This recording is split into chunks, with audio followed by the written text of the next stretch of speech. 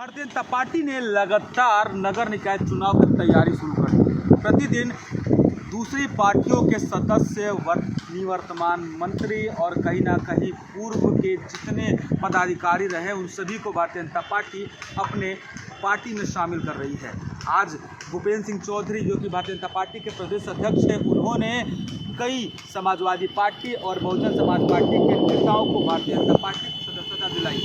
अगर खास बात करें तो इसमें पूर्व मंत्री हेमराज वर्मा रहे और कहीं ना कहीं जो महिला आयोग है उसकी पूर्व सदस्य शीला सिंह भी पार्टी में ज्वाइनिंग की। इसके साथ ही साथ 72 अगर बात करें तो ग्राम प्रधानों ने भारतीय जनता पार्टी की सदस्यता ली। देखने वाली बात होगी कि इतने लोगों को ज्वाइनिंग कराने के बाद से दूसरी पार्टियों में सेंध लगाकर भाजपा में लाने के बाद भी भारतीय जनता पार्टी का इस निकाय चुनाव में क्या परिणाम होता है और कहीं ना कहीं जो दावे भारतीय जनता पार्टी के हैं वो कितने सफल साबित होते हैं। कैमरामैन संदीप के साथ नंदन श्रीवास्तव, प्राइम न्यूज़ लखनऊ। नगर निकाय चुनाव को लेकर भारतीय जनता पार्टी लगातार मेहनत करने में जुटी हुई। वहीं चाहे डिप्टी सीएम की बात कर दें या सीएम की बात करते हैं, लगातार पार्टी के प्रत्याशियों को जिताने के लिए जनसभाएं कर रही है। तो वहीं औरैया पहुंचे डिप्टी सीएम केशव प्रसाद मौर्य ने भारतीय जनता पार्टी के प्रत्याशियों को जिताने की अपील की। वहीं विपक्षियों पर भी जम करके केशव प्रसाद मौर्य बरसे। आपको बता दें कि केशव प्रसाद मौर्य ने औरैया पहुंचकर ट्रिपल इंजन की सरकार बनाने की बात कही, तो वहीं कहा कि यदि आपने जो है हमारे प्रत्याशियों को जिताया तो विकास संग और दिखाई देगा। अभी जो भी योजनाएं चाहे केंद्र की हों या प्रदेश की हो, सभी योजनाओं से आपको लाभान्वित कराने का काम भारतीय जनता पार्टी कर रही है और आगे भी करेगी। Avdhesh Awasthi, Prime News, Auraiya. Samajwadi Party के राष्ट्रीय महासचिव स्वामी प्रसाद मौर्य की मुश्किलें लगातार बढ़ती दिखाई दे रही हैं। बीते 24 जनवरी को स्वामी प्रसाद मौर्य ने रामचरितमानस को लेकर आपत्तिजनक टिप्पणी की थी, जिस पर लखनऊ की हजरतगंज कोतवाली में एक मुकदमा पंजीकृत कराया गया था।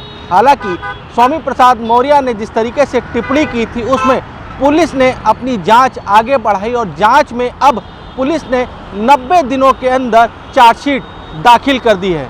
बताया जा रहा है कि स्वामी प्रसाद मौर्य की मुश्किलें कहीं ना कहीं अब बढ़ती दिखाई देंगी, क्योंकि जिस तरीके से पुलिस ने एफआईआर दर्ज की थी जिन धाराओं में, उसमें 7 साल से अधिक की सजा है। फिलहाल अब देखना ये होगा कि पुलिस की जो चार्जशीट कोर्ट में दाखिल की गई है उस पर कोर्ट का क्या रुख रहता है और स्वामी प्रसाद मौर्य पर किस तरीके से कार्रवाई होती है। लखनऊ से Ashish Kumar Verma, prime news. Uttar Pradesh cricket association ने नया निदेशक चुना है और निदेशक चुना गया है पूर्व डीजीपी डीएस चौहान को। डीएस चौहान पूर्व डीजीपी हैं और उत्तर प्रदेश क्रिकेट के इतिहास में पहली बार किसी प्रशासनिक अधिकारी को निदेशक बनाया गया है। 12 निदेशक कार्यरत थे अभी तक और जो नए निदेशक बने हैं डीएस चौहान, ये 13वें निदेशक चुने गए हैं। सर्वसम्मति से फैसला लिया गया है लखनऊ की बैठक में। अध्यक्ष जो हैं उत्तर प्रदेश क्रिकेट एसोसिएशन के जो अध्यक्ष हैं निधिपति सिंघानिया, उन्होंने ऑनलाइन इस पूरी बैठक की अध्यक्षता की है और सर्वसम्मति से फैसला लिया गया है कि जो निदेशक हैं, अब जो पूर्व डीजीपी रहे डीएस चौहान, उन्हें नियुक्त किया है यूपीसीए में। सबसे अहम जिम्मेदारी होगी जो निदेशक की और अब यूपीसीए की, कि किस तरह से जो अंतर्राष्ट्रीय मैच हैं वो ज़्यादा से ज़्यादा उत्तर प्रदेश में कराए जाए। इसकी बहस भी बैठक में हुई है और ये मुद्दा भी रखा गया है। और सबसे अहम हो जाता है जो टेस्ट सेंटर रहा है ग्रीन पार्क, उसमें मैचों को शुरू किया जाए, ज़्यादा से ज़्यादा वहाँ मैच हो सके। लगातार ये पद लंबे समय से खाली था। लोढ़ा कमेटी के जो रूल्स आए थे उसके आदेश के बाद राजीव शुक्ला राज्यसभा सांसद हैं, बीसीसीआई उपाध्यक्ष हैं, साथ ही आईपीएल कमिश्नर हैं, वो यूपीसीए के निदेशक थे। उनके इस्तीफे के बाद ये पद खाली था। अब ये पद भरा गया है और निदेशक चुना गया है पूर्व डीजीपी डीएस चौहान को। और निश्चित तौर पर कई चुनौतियां अब यूपीसीए के सामने आने वाली हैं, क्योंकि जिस तरह से लगातार सिलेक्शन को लेकर प्रश्न चिन्ह उठ रहे थे उत्तर प्रदेश में, चाहे ग्रीन पार्क हो, इकाना हो, मेरठ हो, यहाँ पर जिस तरह से अंतर्राष्ट्रीय मैच, सबसे बड़ा टेस्ट सेंटर है ग्रीन पार्क, तो अंतर्राष्ट्रीय मैच यहाँ पर जिस तरह से नहीं हो रहे थे, उन अंतर्राष्ट्रीय मैचों को फिर से शुरू कराना है, सिलेक्शन में पारदर्शिता हो, ये भी बड़ी चुनौती होने वाला है यूपीसीए के लिए। नए निदेशक चुने गए हैं, पूर्व डीजीपी हैं डीएस चौहान, और निश्चित तौर पर उनसे यूपीसीए को बड़ी आशा होने वाली है। आशाएं हैं कि निश्चित तौर पर यूपीसीए में सिलेक्शन में पारदर्शिता होगी। यूपीसीए की जो टीमें हैं, चाहे जूनियर टीमें हो, चाहे सीनियर रणजी ट्रॉफी टीमें हो, इस बदलाव के बाद वो अच्छा प्रदर्शन करेंगी और उत्तर प्रदेश में जो अंतर्राष्ट्रीय मैच हैं वो फिर से शुरू हो सकेंगे, ग्रीन पार्क को फिर से अपनी पहचान मिल सकेगी। कैमरा पर्सन शुभम के साथ आशीष तिवारी, प्राइम न्यूज़, कानपुर। न्याय का प्रथम चरण का चुनाव कल होना है और आज निर्वाचन आयोग ने अपनी पूरी तैयारी कर ली है।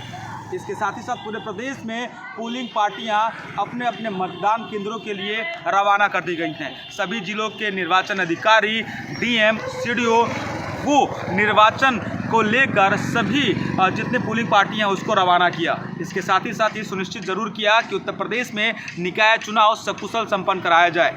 और आज 3 तारीख को सभी पार्टियां अपने अपने पोलिंग बूथ के लिए रवाना हो चुकी हैं और अब कल निकाय चुनाव होना है। देखना दिलचस्प होगा कि किसकी विजय होती है और किसकी हार। कैमरामैन संदीप के साथ नंदन श्रीवास्तव, प्राइम न्यूज़, लखनऊ।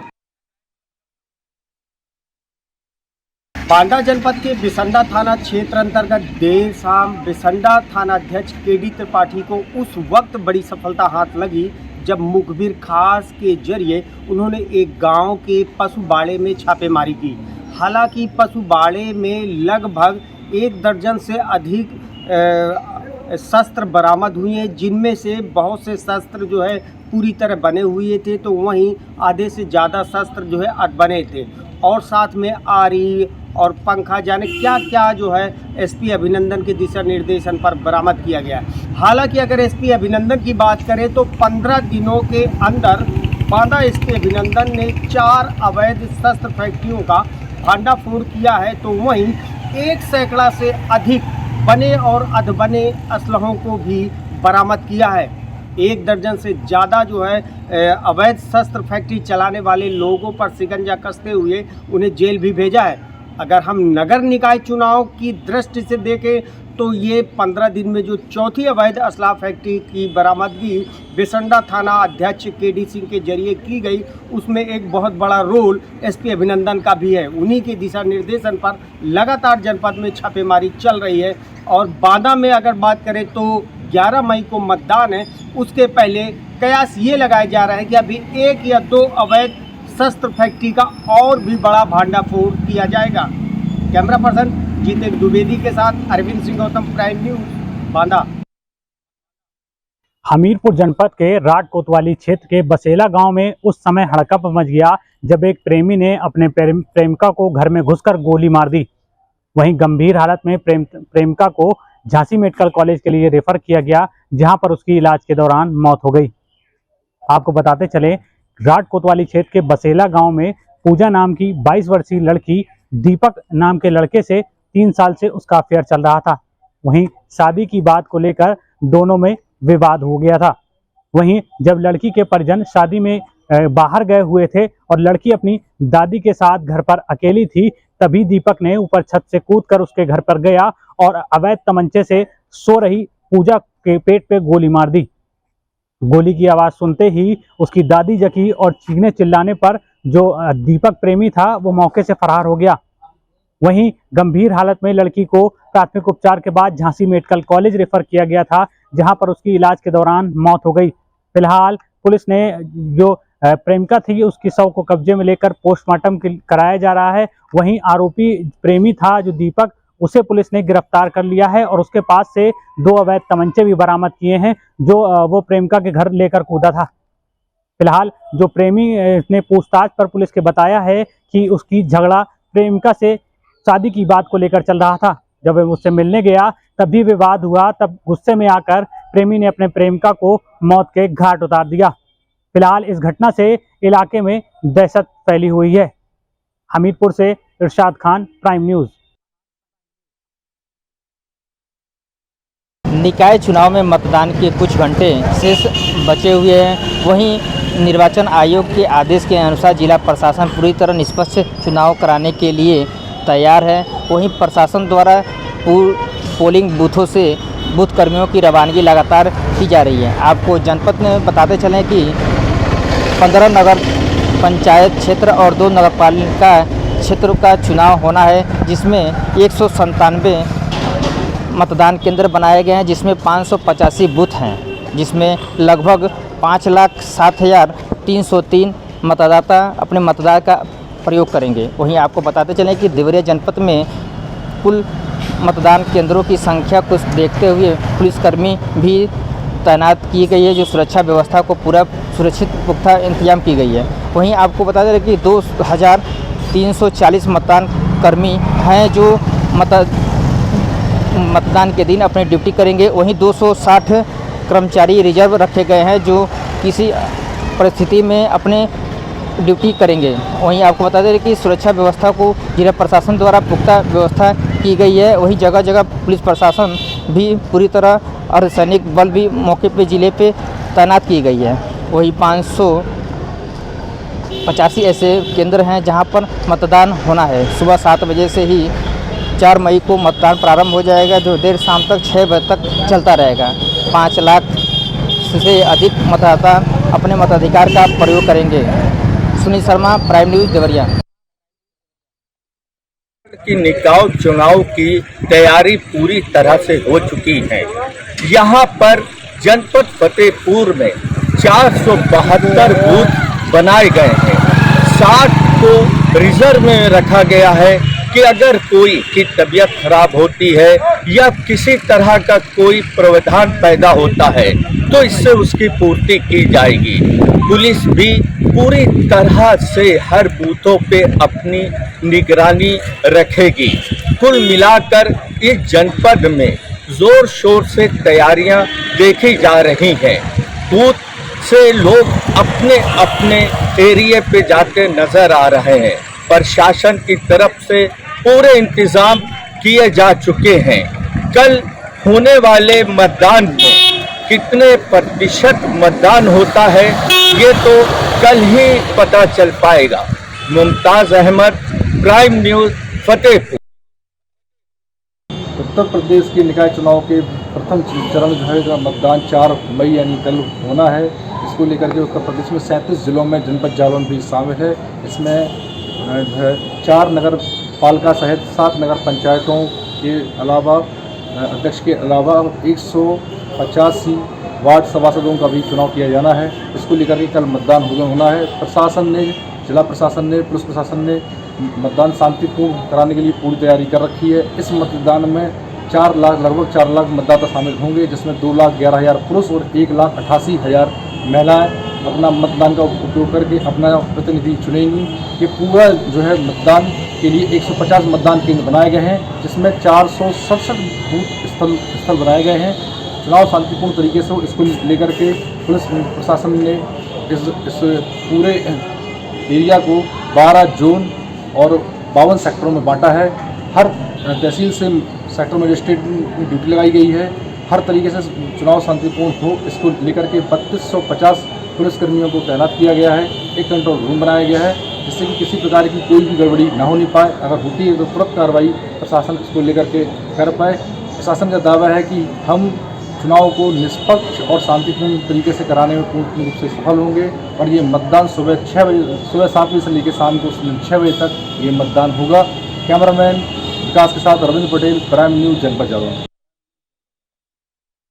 जहां पूरे उत्तर प्रदेश में नगर निकाय चुनाव के लिए जहां तारीखों का ऐलान होने के बाद में अब जब मतदान की तारीख क्लियर हो चुकी है तो उत्तर प्रदेश में लगभग 37 जनपदों में मतदान 4 मई को होगा। तो वहीं पर मैनपुरी की अगर बात करें तो मैनपुरी में भी 4 तारीख को मतदान के लिए पुलिस अधीक्षक विनोद कुमार ने पूरी तरीके से कमर कस ली है और उन्होंने अपने साथी सभी अधिकारी, चाहे जिला अधिकारी हो, चाहे पुलिस अधीक्षक या एसडीएम, सीओ, इंस्पेक्टर, सभी लोगों की ड्यूटी तैनात कर दिया है। और लगातार सुरक्षा की दृष्टि से अगर बात करें तो सुरक्षा के लिए लगातार पीएससी पुलिस बल और पुलिस बल के साथ में जिला अधिकारी, पुलिस अधीक्षक लगातार फ्लैग मार्च कर रहे हैं और लगातार पूरे जनपद का भ्रमण कर रहे हैं।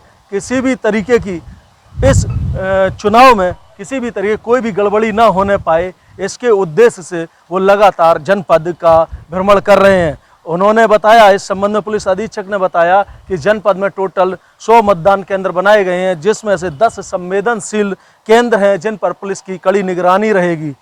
जहां पर किसी भी तरीके की कोई भी गड़बड़ी होती तो वहां पर पर्याप्त पुलिस बल रहेगा और तत्काल उनकी गिरफ्तारी कर उनको जेल भेजा जाएगा या उन पर ज़रूरत पड़ने पर उन पर भी एक बड़ी कार्रवाई की जाएगी।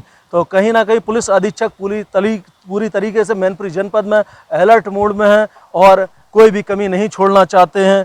पूरी तरीके से प्रशासन ने अपनी तैयारियां कर ली हैं और सभी मतदान केंद्रों का निरीक्षण किया है और उन्होंने बताया कि किसी भी तरीके से कोई भी कमी बर्दाश्त नहीं की जाए। किसी प्रत्याशी के द्वारा पैसा दिया जाता है या किसी प्रत्याशी के द्वारा कोई भी प्रलोभन दिया जाता है और ऐसा उनकी नज़र में आने पर उस प्रत्याशी पर भी कार्रवाई की जाएगी। तो पुलिस अधीक्षक पूरे अलर्ट मोड में है और किसी भी तरीके उनके द्वारा बताया गया कोई भी कमी नहीं देखी जाएगी। मैनपुरी से कैमरामैन अजय शर्मा के साथ प्राइम न्यूज़ के लिए विकास तिवारी की रिपोर्ट।